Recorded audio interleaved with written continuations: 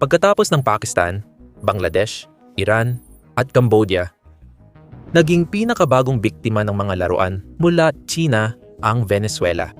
Bago sumikat ang araw sa Caracas, mahigit 150 eroplanong Amerikano ang lumapit sa himpapawid ng Venezuela sa operasyong Absolute Resolve na dapat ay na-detect ng mga Chinese stealth aircraft hunter ng Venezuela. Sa halip, napuno ng electronic warfare ang mga screen ng radar at nasira ng mga anti-radiation missile. Walang na-detect na Amerikanong eroplano ang Chinese radar.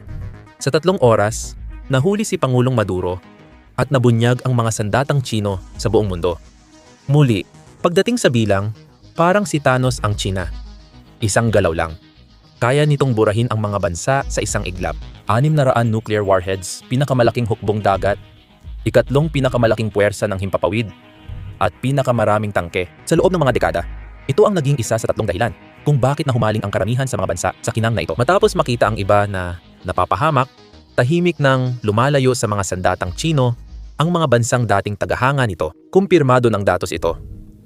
Bumaba ng 23% ang export ng armas ng China kumpara sa panahon ng 2013-2017 mula 2018 hanggang 2022.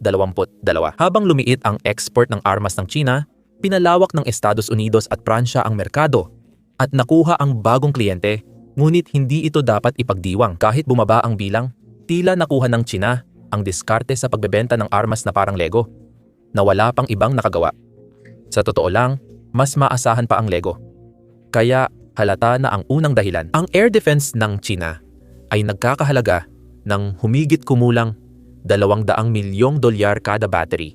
Samantalang ang mga Patriot missile ng United States ay umaabot ng halos $1 bilyong kada battery. Sa halos lahat ng kategorya ng armas, halos kalahati ang presyo kumpara sa mga katapat nito mula sa kanluran. Kaya para sa isang bansang nahihirapan pakainin ng maayos ang mga tao nito, halatang-halata na ang sagot. Alam nilang hindi ito ang pinakamagandang pagpipilian, pero ito lang ang kaya nilang bilhin. Pero gumawa rin sila ng isang matalinong hakbang para gawing 10 beses na mas kaakit-akit ito. Halimbawa, dahil sa sobrang epektibo nito, naging pangunahing tagapagtustos ng armas ng Bangladesh ang China salamat sa flexible na pagpopondo. Ibig sabihin nito, nag-aalok ang mga bangko ng Estado ng China ng matagalang pautang na mababa ang interes, kaya nakakabili ng armas ang mas mahihirap na bansa kahit walang malaking paunang bayad. Halimbawa, ginamit ng Bangladesh ang pondong ito mula China para makabili ng submarino at barkong pandigma. Malaking pagbabago ito dahil karamihan sa mga bansa sa kanluran ay hindi nag-aalok ng flexible na pagpopondo. Pero ang nakamamatay na kombinasyon ng murang armas at flexible na pagpopondo ng China ang nagdala rito ng malaking pangalan sa mga umuunlad na bansa. Sa kabila ng kinang, nalilito pa rin ang mga bansang ito bago bumili ng armas dahil sa mga pangyayaring nagpapalakas ng kanilang pagdududa. Sa bawat araw, hindi ko tinutukoy ang mga di pansin na pangyayari, kundi yung mga naging huling pako sa kabaong. May mga kabiguang hindi napansin, gaya ng pag-iwan ng Bangladesh sa mga frigate ng China noong 2020 at hindi paggamit ng Myanmar sa 11 sa 16 na eroplanong gawa ng China. Maaaring umabot sa listahan ang isang hiwalay na video, pero hindi na mapagkakatiwalaan ang sandata ng China. May pumalya at may nasira dahil sa mababang kalidad. Iilan lang, karamihan eksperto sa depensa o militar enthusiast ang nakapansin dito. Pero noong 2025, napansin ng lahat ang kanilang mga sandata. Pero dahil sa maling dahilan, 3 pagsisiwalat noong Mayo 2025 habang papunta ang mga drone at missile ng India sa mga base ng terorista sa Pakistan, dapat sana ay nasabat ang mga ito. Noong Operation Sundor, pumalya ang Chinese Air Defense sa koordinasyon ng tugon. Hiwa-hiwalay ang operasyon ng mga battery, bumagsak ang komunikasyon dahil sa electronic warfare, at na-neutralize ng mga atake ng India ang bawat bahagi ng walang matinding depensa. Sa katunayan, nang magpalipad ng Chinese air-to-air missile ang Pakistani jet, hindi ito sumabog at natagpo ang buo pa sa India. Pagkalipas ng ilang buwan, malaki ang pinsalang inabot ng Iran mula sa United States at Israel. Hindi na-detect ng Chinese equipment ang stealth fighter jet, kaya di nakakita ang Iranian missile crew. Sumunod, nagkaroon ng banggaan ang Cambodia at Thailand. Hindi napigilan ng Chinese-made air defense system ng Cambodia ang mga Thai F-16 at Gripen. Dagdag pa, ang problema sa radar systems at sirang integrasyon ay nagdulot ng kawalang silbi sa labanan. Ano nga ba ang ugat ng mga aberyang ito? Ibig kong sabihin, sa unang tingin, Sinasabi nating lahat na ito ay mga sandatang parang Temu, mga laruan ni Winnie Pooh, o kakumpetensya ng Lego, pero sa kaibuturan, mayroong pangunahing dahilan. Isang malalim na problema sa likod ng mga aberya. Sino pa ba ang mas nakakaalam nito, kundi ang mga walang magawa at yumaong siyentipiko? Noong Marso 5, 2025, naiulat na bumagsak si Liu Yongfeng matapos magtrabaho ng lampas sa limitasyon ng batas. Ikinuwento ng kanyang asawa na sa loob ng 277 araw, hindi siya umuwi mula sa trabaho ng mas maaga sa alas 9 ng gabi. Si Liu ay hindi ordinaryong tao, kundi isang henyo na siyentipiko dahil sa matinding paghahangad ng tagumpay sa AI, semiconductors, at advanced na materyales. Nabuo ang kulturang labis na pagtatrabaho na pinahirapan pati mga nangungunang siyentipiko. Isa si Liu sa mga naging biktima nito. Ipinapakita ng mga ulat na dumarami ang bilang ng mga napaagang pagkamatay at pagpapakamatay sa mga siyentipikong wala pang 60 taong gulang. Sa isang taon lang, 76 na ganitong kaso ang naitala. At hindi rin naiiba ang kalagayan sa industriya ng depensa. Ang industriya ng depensa ng China ay nasa ilalim din ng matinding panloob na pressure upang matugunan ang mga ambisyosong deadline ng produksyon at deployment na itinakda ng mga leader ng politika. Mas inuuna ng sistema ang bilis kaysa masusing pagsusuri ayon sa pag-aaral sa seguridad. Ang mga mananaliksik at inhinyero sa agham at teknolohiya ng China ay nakakaranas ng mahabang oras ng trabaho at matinding pressure na nagdudulot ng burnout at maagang pagreretiro sa larangan ng siyensya. Minsan, hindi naman kalidad ang problema. Maganda ang kalidad ng maraming sandata ng China at gumagana ng maayos, pero ang nakakainis na bilis ang sumira sa lahat. Noong 2026, sumali ang Venezuela sa labanan na halos kalahati ng kanilang mga radar mula China ay sira na. Dahil sa kulang na piyesa, nagtanggal ng piyesa ang Pakistan sa ilang barko para ayusin ang iba. Iniwan naman ng Bangladesh ang buong plataporma. Wala pang pandaigdigang maintenance at network ng piyesa ang China tulad ng sa kanluran. Hindi lang sa laboratorio ang kanilang kahinaan, kundi pati sa aktwal na operasyon, nagiging problema ito sa lohistika dahil sa mabagal na pagdating ng mga piyesa at mahina ang suporta pagkatapos ng bentahan, natetengga lang ang mga sandatang gawa sa China habang nahihirapan ang mga bumili na mapanatiling gumagana ang mga ito. Ang pangunahing dahilan dito ay ang pag-iisip na bilis ang pinakamahalaga sa lahat. Hindi mahalaga ang kalidad o tamang pagpapatupad. At sino pa ba ang mas nakakaalam nito, kundi ang dalawang Amerikanong aircraft carrier noong dekada 90. Dahil sila rin ang naging dahilan kung bakit nahumaling ang China sa bilis. Dumating ang mahalagang sandali noong 1995 hanggang 1996 ito ang panahon. Noong krisis sa Taiwan Strait, tinakot ng China ang Taiwan bago ang presidential election sa pamamagitan ng missile tests at military drills malapit sa isla. Tumugon ang Estados Unidos sa pamamagitan ng pagpapadala ng dalawang aircraft carrier battle group direkta sa Taiwan Strait. Hindi napigilan ng China o nagawang hamunin ng seryoso ang kanilang presensya. Nagulat ang pamunuan ng Beijing at napagtanto nilang kulang sila sa kapangyarihang militar sa kanilang rehiyon. At hindi sapat ang paglago ng ekonomiya para sa estratehikong seguridad. Simula noon, naging focus ng militar ng China ang Taiwan. Nagpasya ang mga leader na dapat lutasin agad at may lakas ang anumang labanan ukol dito. Kung makialam agad ang Estados Unidos, talo ang China, kaya mas pinili ng mga tagaplano ang dami, laki, at bilis ng pagpapadala ng puwersa kaysa kalidad. Ang layunin ay hindi perpektong mga sandata, kundi sapat na dami ng mga sandata para mapuno ang depensa at mapabagal o mapigilan ang pakikialam ng United States. Kaya naging sentro nila ang bilis at nagsimula na ang kanilang paghahanda. Tandaan, sinabi ko lang na nagsimula na ang trabaho, hindi ko sinabing tapat na trabaho ang nagsimula. Noong late 1900, dekada at early 2000s, sinunod ng China ang estratehiya ni Deng Xiaoping na itago ang lakas at maghintay ng tamang panahon. Sa madaling salita, sinasabi nito na dapat manahimik ang China tungkol sa kanilang kapangyarihan. Iwasan ang komprontasyon at maghintay ng matiaga hanggang sa sapat na silang malakas para kumilos. Limitado ang gastos sa militar, ngunit mabilis ang tahimik na pagkatuto. Imposibleng mapanatili ang mabilis nilang plano gamit ang tradisyonal na paraan dahil matindi ang pananaliksik, pag-unlad, at mataas ang gastos. Pwede ring mag-angkat ng armas hanggang makagawa ka ng sarili.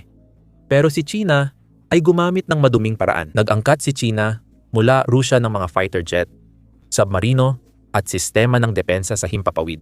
Nag-angkat din ng kagamitan mula sa ibang bansang kanluranin, hindi para sa iniisip mo. Ginaya nila ang banyagang sistema at naglatag ng pundasyon para sa lokal na defense industry na kayang mag-mass produce. Maraming maruming trabaho, pero nagulat ang lahat sa himalang resulta. Alam ng China na panahong ito ay para matuto, hindi mangibabaw. Pinag-aralan ng China ang makabagong pakikidigma at tumaas ang gastusin sa militar habang lumago ang ekonomiya matapos ang krisis pinansyal sa Asya.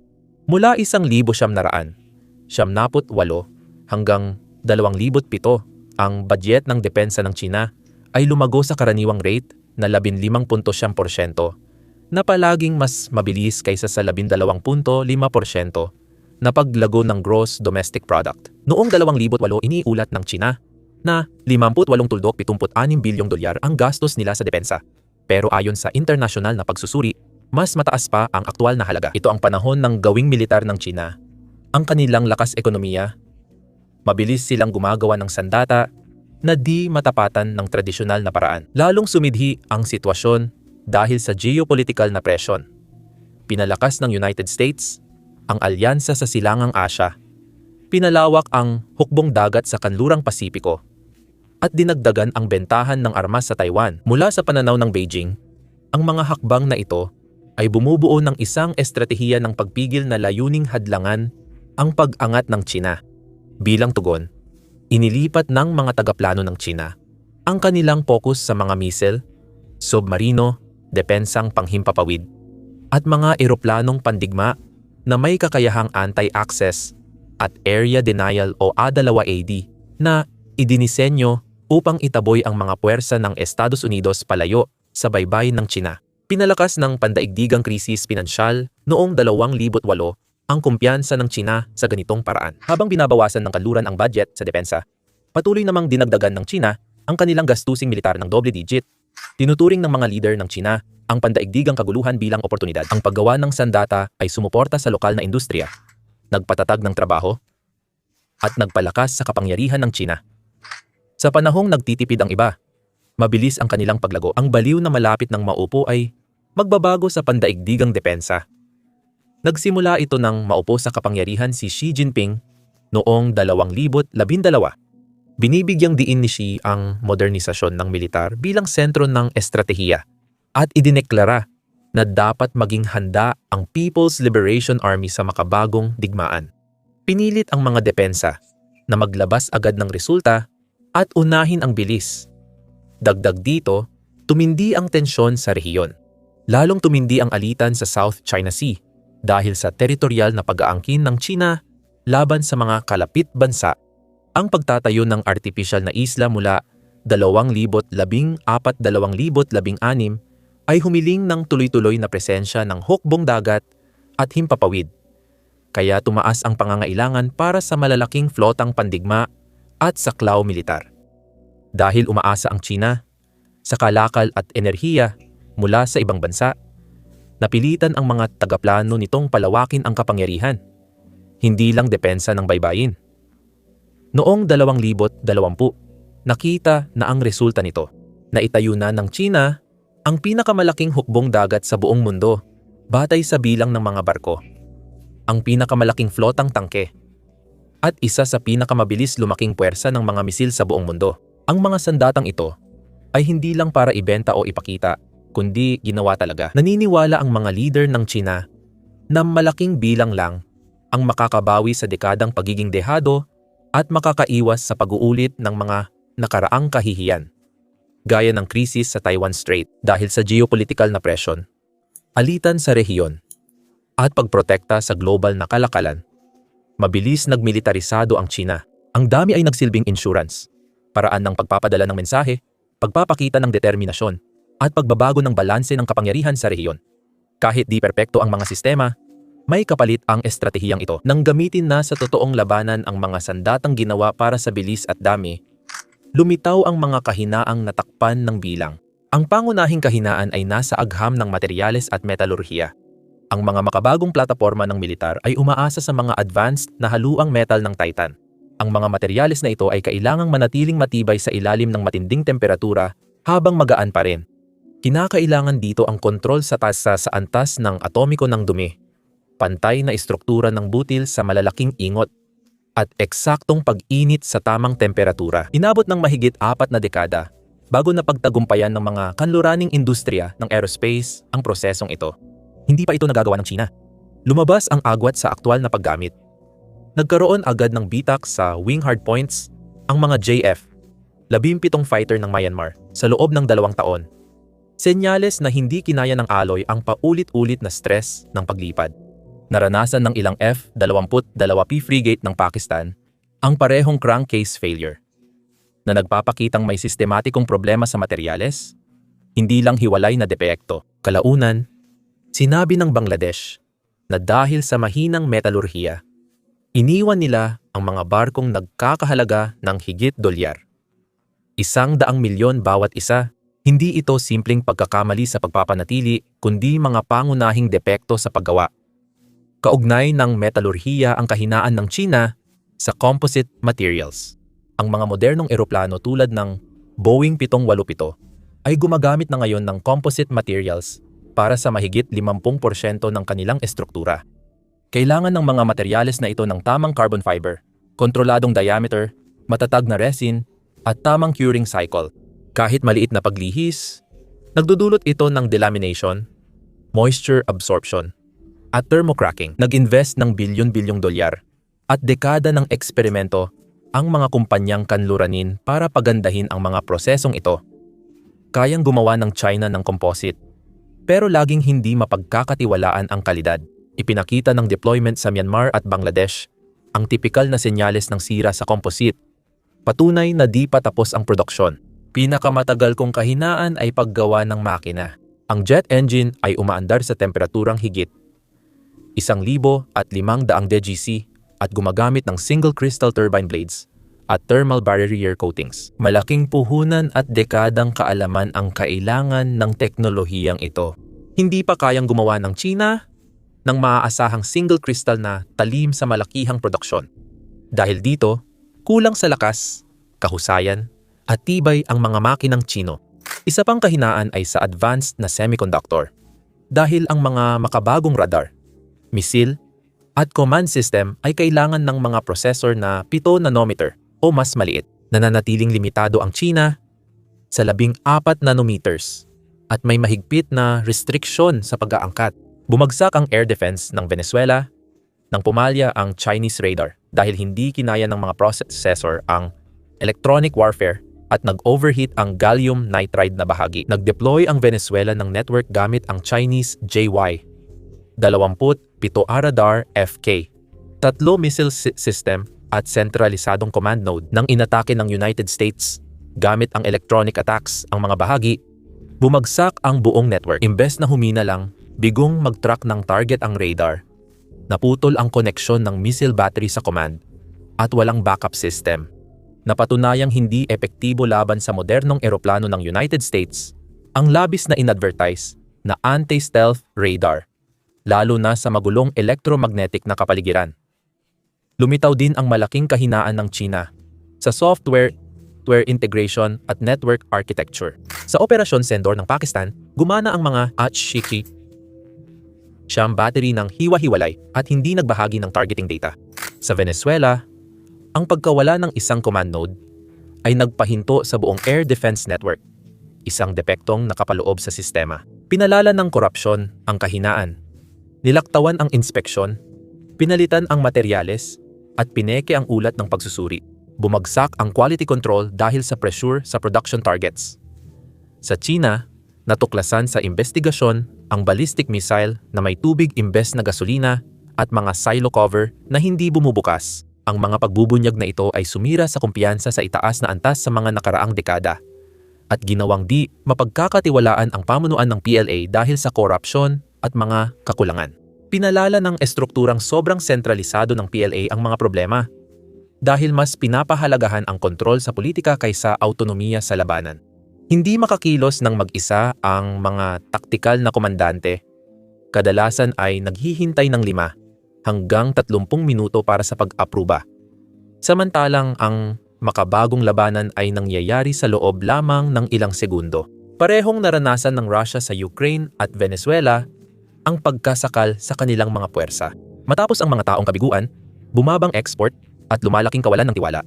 Binabago na ngayon ng China ang direksyon nito. Pagsapit ng unang bahagi ng 2026, hayagang inamin ng Beijing na hindi na presyo o kompetisyon ang issue, kundi krisis sa kredibilidad. Mas kitang lumiit ang papel ng China sa merkado. Ayon sa pinakabagong datos, bumaba ang bahagi ng China sa global arms export mula 6.3% sa 5.2%. Noong 2019-2023, pang-apat pa rin ang ranggo ng China sa mundo. May 5.8% ng kabuang pag-export ng armas. Sa kabila ng malawak na produksyon at agresibong marketing, hindi nalampasan ng China ang dominasyon ng kanluran. Malaki ang kaibahan kumpara sa mga kakumpetensya. Sa pagitan ng 2014 hanggang 2018 at 2019 hanggang 2023, tumaas ng 17% ang pag-export ng armas ng United States, habang bumaba naman ng humigit kumulang 53% ang pag-export ng China sa parehong panahon. Mas mahaba ang panahon, mas malakas ang bagsak. Sabi ng mga analyst, habang lumalakas ang mga supplier mula kanluran, Europa, Gitnang Silangan at Asia, nababawasan ang bahagi ng China sa merkado. Napansin ng defense analyst mula RAND Corporation at Regional Security Institute ang pagbaba ng demand dahil sa issue ng mababang kalidad, hindi pantay na performance, at maintenance problems. Pagsapit ng unang bahagi ng 2020, malinaw na ang mga babalang palatandaan. Bumaba ng 7.8% ang padala ng armas ng China mula 2016-2020 kumpara sa nakaraang 5 taon. At ang bahagi nila sa pandaigdigang merkado ay bumaba mula 5.6% hanggang 5.2%. Ang pagbagsak ng export ay dahil sa issue ng reliability at kakulangan ng napatunayang performance sa labanan. Sa papel, malakas para rin ang China dahil halos lahat ng export nila ay sa isang rehiyon lang napupunta. Sa ngayon, 85% ng bentahan ng armas ng China ay sa Asia-Oceania, kung saan 61% nito mula 2010-2023 ay napunta sa Pakistan. Ang matinding pagdepende ay nagtataas ng tunay na problema sa labas. Sa maliit na bilog ng pangunahing mamimili, mabilis mawala ang tiwala. Napansin ng CIPRI at regional analysts na maraming bansa ang nag-aalala sa kakulangan ng labanan na pagsubok. Mas mababa ang sertipikasyon at mahina ang after-sale support kumpara sa NATO-grade systems. Ilang gobyerno ay tahimik na nire-repaso ang susunod na bilihin mula China. Pinakamalaking pagbabago ay psikolohikal. Hindi na lang murang alternatibo ang China. Ang pagpapatalsik kina Li Shengfu at Wei Fenghe, mga ministro ng depensa ng China, ay nagpakitang delikado ang mga sandata ng bansa. Kilala na ang nakatagong gastos, aberya, mahinang integrasyon, at hindi maasahang supply ng pyesa. Ang mga bansang dati pumapayag sa kompromiso para sa mas murang presyo ay ngayon bumabalik sa kanluranin o non-sino na supplier. Ayon sa ulat ng Stockholm International Peace Research Institute, 2023 tumaas ng 4.2% sa 600 at 32 bilyon ang pandaigdigang bentahan ng armas dahil sa digmaan sa Ukraine at Gaza, ngunit halos hindi nakinabang ang mga kumpanyang Chino. Tumaas lang ng 0.7% ang kita ng depensa ng China, pinakamabagal mula 2019. Sa 100 pinakamalalaking kumpanyang pangdepensa sa mundo, 9 lang ay mula sa China na may dolyar, 103 bilyong kita, habang ang 41 kumpanyang Amerikano ay kumita ng 317 bilyon. Ang pinagsamang kita ng mga pangunahing kumpanya ng armas sa China ay bumaba ng 10% sa 88.3 bilyong dolyar na siyang pinakamalaking kabuang pagbaba sa lahat ng bansa na kinakatawan sa pandaigdigang top 100. Nagtala ang Norinco ng 31% pagbaba sa kita. Mula 23.31 bilyon naging 13.77 bilyon matapos ang pagkaantala o pagkansela ng kontrata dahil sa mga investigasyon ng korupsyon. Ang Norinco ay kumpanyang pag-aari ng estado sa depensa. Bumaba ang kita mula sa Armas sa Aviation Industry Corporation of China, ang pinakamalaking tagagawa ng military aerospace sa bansa, sa Arenco, ang pangunahing gumagawa ng sandata sa lupa ng China, at sa missile at aerospace na kumpanya na China Aerospace Science and Technology Corporation. Habang bumaba ang kita ng mga kumpanyang armas sa China, tumaas ito ng 40% sa Hapon at 31% sa Timog Korea. Malinaw na nagpapadala ito ng mensahe kung paano lumilipat ang mga mamimili sa ibang mga supplier kahit sa loob ng Asia. Ang Asia at Oceania lang ang mga rehiyong nakaranas ng pagbaba ng kita mula sa armas, na halos dahil sa pagkalugi ng China. Sa bilang, Ang pangunahing balita ay ang 23% pagbaba sa dami ng export at pagkawala ng humigit kumulang 1% puntos sa pandaigdigang bahagi ng merkado. Sa estratehikong pananaw, mas malala ang pinsala. Ang mga pagkabigo ay nagbago sa imahe ng China mula tagapagtustos ng armas patungong mapanganib na sugal. Ang Jordan, Algeria, Iraq, Egypt, Iran at Sri Lanka ay mga bansang bumagal, huminto o nagkansela ng armas na order mula China. Ginawa nila ito matapos matuto sa karanasan ng iba. Noong 2016 pumirma ang Myanmar ng kasunduang dolyar, 560 milyon para bumili ng 16 JF, 17 Thunder Fighter jets at naging unang export customer ng eroplano mula China at Pakistan. Isa ito sa pinakamalalang kabiguan sa export na naranasan ng China. Pagsapit ng 2021 sa 16 na eroplano, ang hindi na pinapalipad dahil sa mga bitak sa estruktura ng katawan ng eroplano. Ang radar ng jet ay paulit-ulit na nagkaaberya at mababa ang katumpakan. Ang computer para sa pamamahala ng misyon ng armas ay nabigong suportahan ang operasyon ng mga missile na lampas sa visual range. Ang mga makina ay mabilis na bumaba ang kalidad at paulit-ulit na pumalya sa buong fleet. Ang leader ng militar ng Myanmar ay formal na naghayag ng matinding pagkadismaya na nagdulot ng tensyon sa relasyon nila sa Pakistan. Kinailangan pang mamagitan ng China sa pamamagitan ng diplomasya. Sa katunayan, nag-alok pa ang Pakistan ng mas bagong mga bersyon, ngunit tinanggihan ito agad ng Myanmar. Kalaunan, pagsapit ng 2020 ilang mga frigate, nagawa ng China ang inabandona ng Bangladesh. Sa mga pampang ng kanilang ilog, ang mga barko ay nagkaroon ng problema sa mahinang kalidad ng metal sa katawan. Palyadong radar, hindi mapagkakatiwala ang fire control systems, sira-sirang mga baril, at kakulangan sa mga pyesa. Kahit ilang ulit ng sinubukan, hindi pa rin umabot sa tamang pamantayan sa dagat ang mga barko. Pati Pakistan, pinakamalapit na kaalyado ng China, ay nagkaproblema rin. Ang Zulfikar-class frigate ng Pakistan Navy na gawa sa China ay nagkaroon ng parehong sirang makina sa ilang barko. Ang paulit-ulit na aberya sa iba't ibang barko ay nagpapakita ng pangunahing depekto sa disenyo. Hindi lang issue sa pagpapanatili. Madalas masira ang makina ng F-22 Zulfikar. Ang mga pagkasirang ito, na madalas nangyayari sa gitna ng misyon, ay nagresulta sa biglaang pagdaong, pagkansela ng operasyon, at pagkawala ng estratehikong momentum sa mga pinagsamang pagsasanay at ehersisyong pandagat. Nagkaroon din ng panloob na krisis ang militar ng China.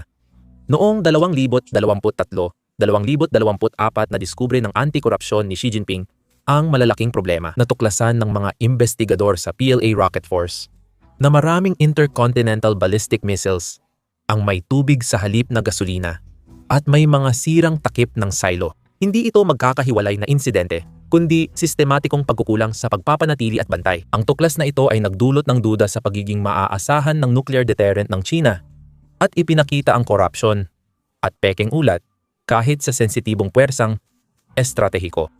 9 na matataas na general, kabilang ang mga opisyal ng Rocket Force, Navy at Air Force, ang tinanggal. Nilinis din ang pamunuan ng Norinco, Aviation Industry Corporation of China at CASK. Habang lumalawak ang investigasyon, bumabagal ang produksyon, nagyayelo ang kontrata, at naaantala ang delivery.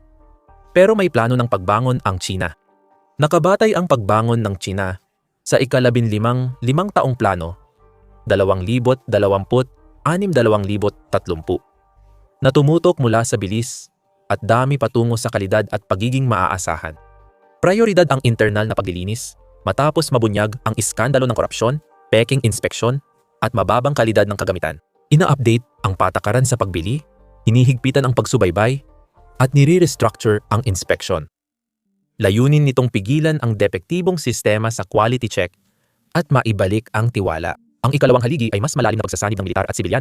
Dahil sa mga parusa na naglilimita sa pag-access sa mga advanced na chips at materyales, balak ng China na mas umasa sa kanilang sibilyang sektor ng teknolohiya. Ang mga kumpanyang nasa AI, robotics, semiconductors, at material science ay tinutulak na ngayon sa paggawa ng sandata. Naniniwala ang Beijing na mas mabilis at mahigpit ang testing ng pribadong industriya at mas mataas ang kalidad kaysa sa mga tradisyonal na kumpanyang pag-aari ng Estado. Sa panig ng pag-export, nagiging mas maingat na ang China. Sa halip na agresibong itulak ang mga bago at hindi pa nasusubukang plataporma, inuuna nito ang kalidad kaysa dami at mga sistemang napatunayan na sa labanan. Mas gusto na ngayon ang mga simpleng, subok na disenyo kaysa eksperimentong sandata para maiwasan ang pampublikong pagkabigo tulad ng noong 2025. Mananatiling pangunahing katuwang ng China ang Pakistan. Ang mga programa para sa submarino at eroplano ay nagdadala ng tuloy-tuloy na kita, feedback at kontroladong kapaligiran para mapabuti ang mga sistema ng tahimik. Sumusuporta rin ang China sa pag-export ng mga teknolohiyang maaaring gamitin sa sibilyan at militar. Inaangkop ng China ang mga sibilyang drone, sasakyang pang-logistic at barko ng Coast Guard para sa militar.